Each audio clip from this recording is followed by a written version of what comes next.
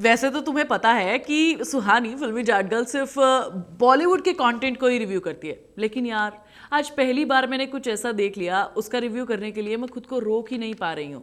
अनुराग कश्यप से लेकर हंसल मेहता तक बॉलीवुड के हर बड़े नाम ने इस पर कमेंट किया है और सोशल मीडिया पर इस सीरीज की बहुत तारीफ हो रही है। सीरीज का नाम है एडोलेसेंस। इसे देखकर मेरे होश उड़ गए हैं। मैं बॉलीवुड वालों से कहना चाहती हूँ कि बॉलीवुड वालों शर्म करो, हमें वही रोज घिसा पिटा कंटेंट देखने की जो तुमने आदत डाल दी है ना, वो बहुत ही खराब है। सिर्फ इल्जाम लगा है, अभी तक साबित नहीं हुआ है। लेकिन जब एक सच्चा मास्टरपीस सामने आता है ना, तो लगता है कि यार इंडस्ट्री हमसे कितना बड़ा धोखा कर रही है। मुझे कंट्रोल मत करो, देखो मेरी तरफ। नेटफ्लिक्स का ये शो एक ऐसा सिनेमैटिक मास्टरपीस है जो सिर्फ एक शो नहीं बल्कि एक एक्सपीरियंस है। और जब मैंने इसे देखा तो मेरे रोंगटे खड़े हो गए यार। Hey! देखो, एडोलेसेंस का मतलब होता है बचपन से जवानी तक का सफर। ये शो एक ऐसे ही 13 साल के बच्चे की कहानी है जो एक लड़की के मर्डर के केस में फंस जाता है, आरोपी होता है। पहला सीन इतना ज्यादा धमाकेदार है ना भाई, मेरे रोंगटे खड़े हो गए थे उसे देखकर। बहुत बड़ी गलती कर रहे हैं। क्या कर रहे हो, वो बच्चा है। मैंने कुछ भी नहीं किया है। स्टोरी समझ नहीं आ रही थी कि भाई हो क्या रहा है ये। पहले ही सीन से, जहां बॉलीवुड की मूवीज या फिर सीरीज मुझे 3-3, 4-4 एपिसोड बाद रोक पाती है, वहां पर इसने मुझे पहले ही सीन से रोक लिया और कहा कि मुझे देखो। पुलिस! ये क्या हो जमीन रहा पर लेट जाओ। अपने हाथ ऊपर। अगर तुम देख रहे हो तो तुम भी मेरी बात से सहमत जरूर होगे। पुलिस आती है, दरवाजा तोड़ती है और उस छोटी सी उम्र के बच्चे को गिरफ्तार करके ले जाती है। बाप रे बाप यार, ये कोई नॉर्मल क्राइम ड्रामा नहीं है, ये एक साइकोलॉजिकल पंच है जो सीधा दिमाग में घुस रहा है मेरे। मुझे जाने दो। बच्चे ने मर्डर किया है या नहीं किया है, और बच्चे से अगर कोई क्राइम हो जाता है तो उस क्राइम में फंस जाने के बाद उसके पास क्या क्या अपने पॉलिसीज होती हैं, किस तरीके से वो अपने अधिकारों को यूज़ कर सकता है, सारी चीज़ें उसे हेल्प कैसे करती हैं, जिस तरीके का ट्रीटमेंट इसे दिया गया है ना, मतलब सीरियसली मेरा कहने का मन हुआ कि इसे कहते हैं असली सिनेमा यार। ये होता है रियलिस्टिक चीज़ें। डैड, आप देख नहीं रहे वो लोग क्या कर रहे हैं। तुम सोचोगे कि भाई मैं इसका खुद हिस्सा हो गई हूं। इतने रियल तरीके से इस सीरीज को बनाया गया है, बहुत इंप्रेसिव है। शो की सिर्फ कहानी स्ट्रांग नहीं है यार, बल्कि इसकी फिल्म मेकिंग उससे भी ज्यादा स्ट्रांग है। एक अलग तरीका, पूरा शो 4 एपिसोड में निपट चुका है और हर एपिसोड में सिंगल लॉन्ग शॉट्स यूज किए गए हैं। मतलब बिना किसी कट के 1 घंटे का एपिसोड जो एक फ्लो में चलते ही जा रहा है यार। तुम्हें लगेगा कि डायरेक्टर साहब कट बोलना ही भूल गए हैं। एक सीन में जब पुलिस इंस्पेक्टर स्कूल जाती है, 2 लोग होते हैं, वो स्कूल जाते हैं, पूछताछ करना शुरू करते हैं केस के बारे में। 20 से 25 मिनट निकल जाता है, कंटिन्यू फ्लो चलता रहता है। कैमरा इधर से उधर, किसी का सर कट रहा है तो कट रहा है। ये सारी चीज़ें बहुत रॉ तरीके से दिखाई गई हैं।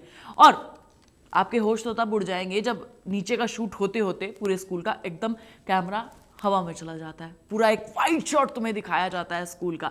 और सबसे बड़ी चीज़ है, मैं समझ भी नहीं पाई भाई ये कैसा गया। इसके लिए मुझे यूट्यूब पर इन्होंने एक वीडियो डाला है कि किस तरीके से हमने शूट किया है। एडोलेसेंस फिल्म मेकिंग के नाम से कुछ मिल जाएगा तुम्हें, तुम जाकर देखना, तब तुम्हें पता चलेगा कि डायरेक्शन इसे कहते हैं।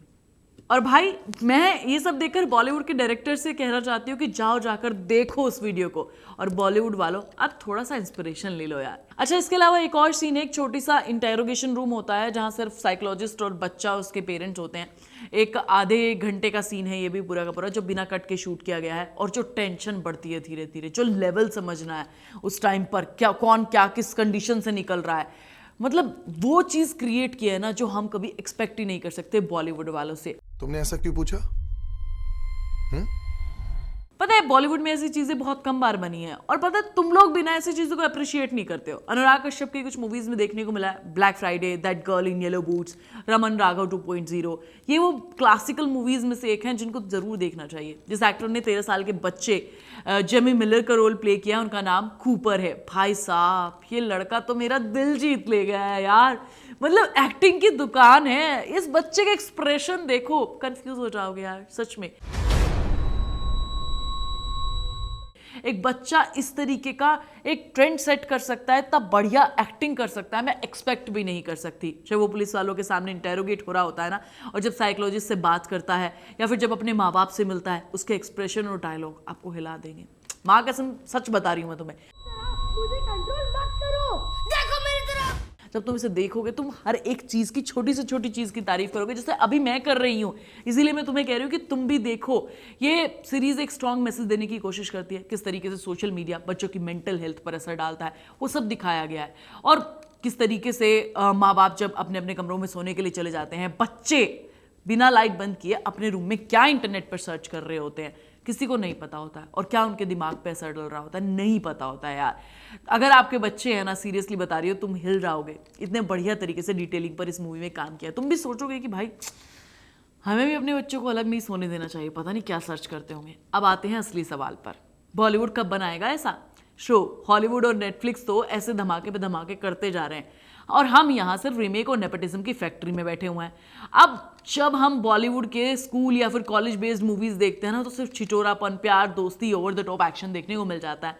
अगर बॉलीवुड में कोई सीरियस डायरेक्टर होगा जब ये कोई अटेम्प्ट करेगा, तो उसके बावजूद भी हमारे यहाँ तो सिर्फ स्टूडेंट ऑफ द ईयर जैसी फिल्में ही बन सकती हैं यार।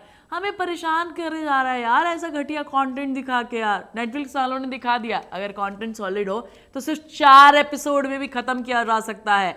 8-8, 10-10 एपिसोड बनाने की जरूरत नहीं पड़ती, कहानी वही घूमती रहती है और ये लोग हमें घुमाते रहते हैं, है ना? सही कह रही हूँ ना मैं? लास्ट में मैं बस इतना कहना चाहती हूँ कि अगर आपको असली क्राइम ड्रामा देखना पसंद है जो साइकोलॉजिकल और रियलिस्टिक हो, तो ये शो आपके लिए। सिंगल शॉट सिनेमेटोग्राफी का असली मजा लेना चाहते हो, मास्टर क्लास शो है आपके लिए।